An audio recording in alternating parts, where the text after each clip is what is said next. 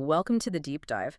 If you're like most people, you probably want the secrets to a perfectly curated, peaceful home. Oh, absolutely. Who doesn't want that? Right. But, you simply do not have the time to sit down and read some dense manual on interior psychology or all the intricacies of hospitality. Yeah, that's a huge time commitment. Exactly. So today, we are your shortcut. I want you to imagine your home not as this exhausting, endless to-do list of chores, but actually as a sanctuary. A sanctuary. I love that word for this. Yeah, like a place of honor, of beauty, and of love. Because our mission today is to completely rethink our relationship with cleaning and organizing. We're talking about transforming it from a dreaded obligation into an act of purposeful living. And we are drawing on a highly specific, very elegant framework for this today. We're diving into a book called Impressions of Gold: The Secret to Hospitality and Home Elegance. Such a great title. It really is. It's written by Reverend Dr. Antonio Arnold and Sheila Arnold. And we're also analyzing a few real-life photographs provided alongside the text, which is great because it shows these concepts actually applied in a living space. Okay, let's unpack this because, the standard approach to cleaning for most of us is basically just putting out fires. Right. The panic clean. Yes. The company is coming over in 20 minutes, so we shove all the mail into a drawer, light a candle to hide the scent of last night's fish, and just frantically wipe down the visible surfaces. Total crisis management. Exactly. That is crisis management. But the approach in this book is completely different. It feels much more like architectural design for the soul. That is the core distinction the authors make, right from the jump. Before they even attempt to tell you how to clean, they force a confrontation with why you clean. The way. Yeah. Yeah, we are moving from the physical act of wiping a surface to the actual psychological framework behind the space. The book presents cleanliness as this mindset rooted deeply in reverence, discipline, and hospitality. I have to push back immediately, though. Let's go for it. Because in an age of Instagram-perfect homes where, everyone is showing off their hyper-organized, color-coded pantries online, isn't there a massive danger here? A danger of what, exactly? That this pursuit of home elegance just becomes another stressful badge of status. Like it sounds like a recipe for burning out, trying to compete with influencers. Well, what's fascinating here is that the authors explicitly warn against falling into that exact trap. Oh, really? Yes. They emphasize progress, not perfection. A perfectly staged museum-like home is merely impressive, but a lovingly maintained home is transformative. Transformative. That's a big word to use for cleaning. It is, but they mean it. Cleaning, in their view, should be done with intention, not out of guilt or comparison to a curated social media feed. It's about stewardship and presence. You are preparing a space to foster rest and joy for guests. Okay, so it's an internal metric, not an external one. Exactly. The book talks about how physical order directly reflects internal order. But I'm curious about the actual mechanism there. Like, why does a tidy counter make a difference to my stress levels? It comes down to cognitive load. Your visual cortex is constantly processing your surroundings, whether you realize it or not. Okay, right. So when a kitchen counter is covered in mail, appliances, maybe some random clutter, those objects literally compete for your brain's processing power.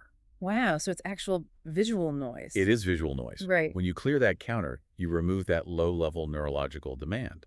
Tidy counters quite literally calm anxious thoughts because your brain just doesn't have to work as hard to interpret the space. That makes so much sense. And the same goes for an organized closet, reducing decision fatigue in the morning. By doing that, you are actively protecting your daily reservoir of mental energy. So we've established the internal mindset. But let's look at the boundary we present to the world.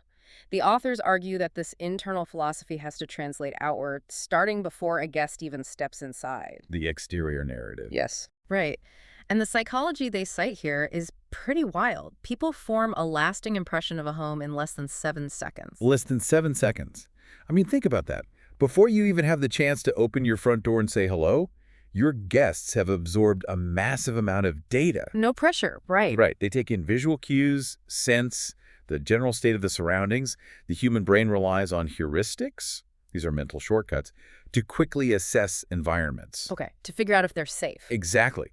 Those subconscious judgments about safety, order, and welcome are formed instantly, and they are incredibly hard to overwrite later. So the exterior of your house is essentially like a firm handshake. It establishes trust and competence before you even start talking. That's a great way to put it. And I like how they compare it to the dust jacket of a book. It tells the visitor exactly what kind of story they are about to step into. Yes. The authors talk about curb appeal not as a vanity project, but as a battle of planning and persistence, particularly in their home state of Virginia. And they get incredibly specific about the landscaping. They really do. They heavily advocate for using native Virginia plants. We're talking about incorporating dogwoods, azaleas, and black-eyed Susans into the landscape architecture. So specific. Why those? Well, the reasoning is twofold. First, native plants resist local diseases better, and they enhance environmental sustainability. But second, they anchor the home authentically to its geography. Oh, that's interesting. And they also emphasize the necessary rhythms of the seasons, things like scheduling aeration in the spring and ensuring proper drainage to avoid muddy patches. Okay, but if I'm a guest pulling up to a house, I am probably not consciously analyzing their yard drainage. True, but if we connect this to the bigger picture, a manicured lawn or a clean porch isn't about showing off your horticultural skills.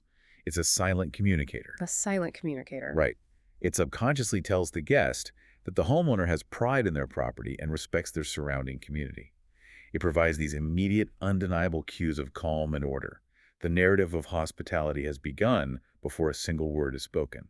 Wow. Okay, so we've talked about the story you tell your community through your exterior. But how do you translate that broad outward respect into intimate, active hospitality inside? That means moving into the spaces of creation and fellowship. Exactly. And the book refers to the kitchen as the engine room. It's the operational hub, and it has to be ready for action. They recommend daily wipe downs, keeping the sink completely empty, and ensuring the fridge is odor-free. And they go way beyond mere sanitation here. They talk about actively manipulating the atmosphere. Manipulating the atmosphere, how?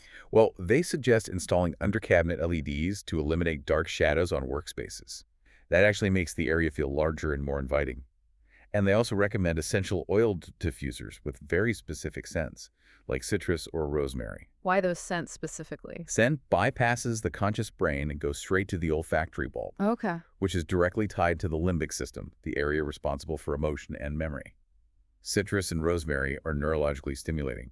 They signal cleanliness, energy, and freshness. Oh, wow. Yeah, they literally wake up the palate and the mind, which is exactly what you want in an engine room. Which perfectly prepares everyone for the next transition, moving from the engine room to the dining room, which the authors call the stage. The stage. It's so theatrical. It is.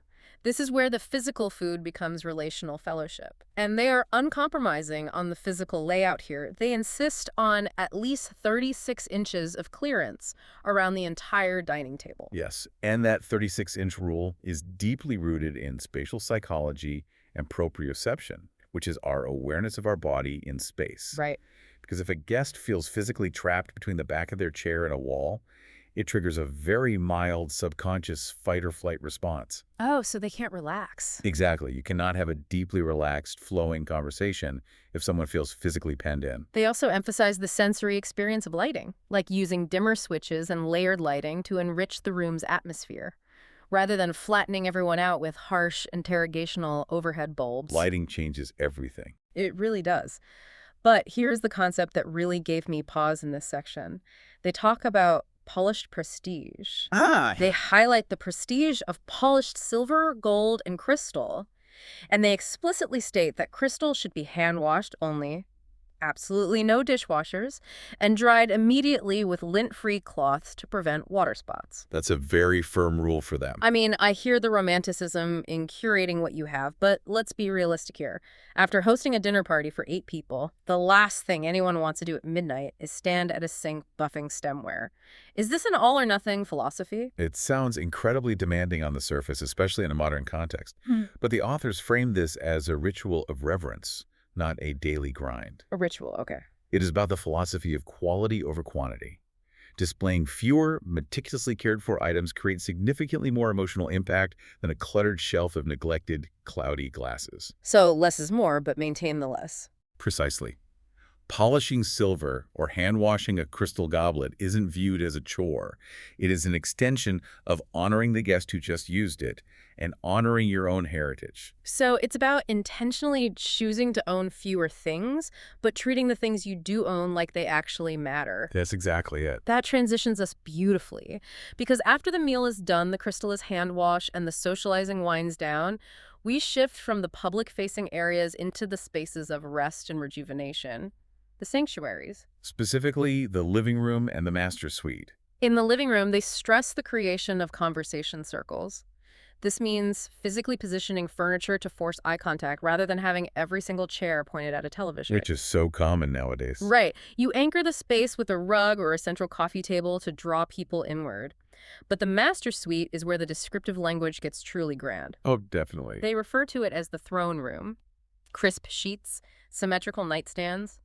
Let's look at the photographic evidence the authors provided of these concepts in action. Yes. The photos are highly revealing regarding how these theories look in practice. In the image of the family room, we see these deep, comfortable leather recliners. They look so cozy. They do. And they're arranged deliberately around a very structured, round, glass-topped coffee table, which fulfills that conversation circle requirement perfectly. The layout is open, yet intimate. I noticed the curtains, too. Right, there are striking red curtains framing the windows, allowing natural light to pour in while maintaining a sense of boundary. It feels lived in, but highly intentional. And then there is the master suite photograph. It is a bold departure from the minimalist, all-white bedrooms you see everywhere on social media today. Very bold. The bedding is this deep, regal red. The bed itself is a large wooden frame with sweeping canopy detailing. The lamps on the symmetrical nightstands provide a balanced visual weight. It really lives up to the throne room name. It does. Looking at the deep reds and the heavy wood, it's like looking at a royal velvet cape. It feels intensely personal, it's unapologetic, and it is clearly curated entirely for the owners, not for any guest who might wander down the hallway. No guest is seeing that room. Right. There is even a humidifier visible on the nightstand, which proves that practical environmental control is integrated into their concept of luxury. This raises an important question, though, about how the aesthetic and practical choices in our private spaces dictate our overall wellness. How so? The authors make a profound psychological point here. Your guests may never step foot into your master suite, but the impression that room leaves upon you, the owner, resonates throughout the entire home. Oh, so if you wake up in chaos, you bring chaos to the kitchen. Precisely. A cluttered bedroom bleeds anxiety into your daily living. But the elegance you maintain behind closed doors shapes the excellence you project when you walk out of them.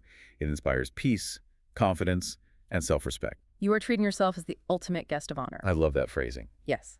But I want to challenge how far this philosophy extends, because it is easy to feel regal in a canopy bed. But what about the purely functional utilitarian spaces, the hidden operations of the home? The bathrooms, the laundry room, the closets.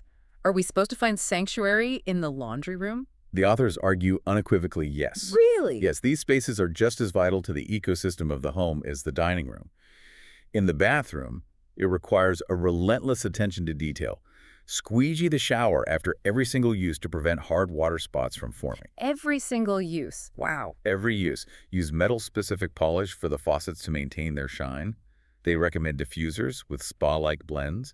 And for a guest bathroom, you go the extra mile. You have rolled towels and a curated basket of travel-sized toiletries ready to go. Then we get to the laundry room, which they refer to as the backbone of order. The backbone. The practical advice is solid. Fold clothes immediately after drying to avoid the dreaded, wrinkly laundry mountain on the chair. We've all been there. Right. But they also insist on transferring laundry detergent out of its original packaging and into glass jars or minimalist containers. Yes, they do. I have to call this out. Isn't that just adding an extra, entirely tedious step to a chore that nobody wants to do in the first place? I hear you. On a purely functional level, yes, it is an extra step. But it goes back to what the authors call visual serenity. Visual serenity. Think about the neuroscience of marketing. Neon orange plastic jugs with giant, bold logos are specifically engineered by marketing agencies to grab your attention from 50 feet away in a crowded grocery aisle. Oh, so they are shouting at you. Exactly. They are visually loud. When you bring those into a small utility space, that visual noise raises your cortisol levels. I never thought about it like that. By transferring the detergent into uniform, beautiful glass jars, you silence the marketing. You lower your stress hormones. It turns a mundane, highly functional room into a boutique experience. It's the ultimate expression of their core idea stewardship in the hidden places. Stewardship in the hidden places, that completely reframes the chore. And that boutique experience extends directly into the closets, too. It does. They suggest zoning your clothing by category. They advocate for using uniform velvet hangers so that all the garments sit at the exact same level, eliminating that jagged, chaotic visual line. It makes a huge difference visually. And they introduce a sorting ritual. Yeah. Keep, donate, store, tailor. Every single item in that closet must earn its place.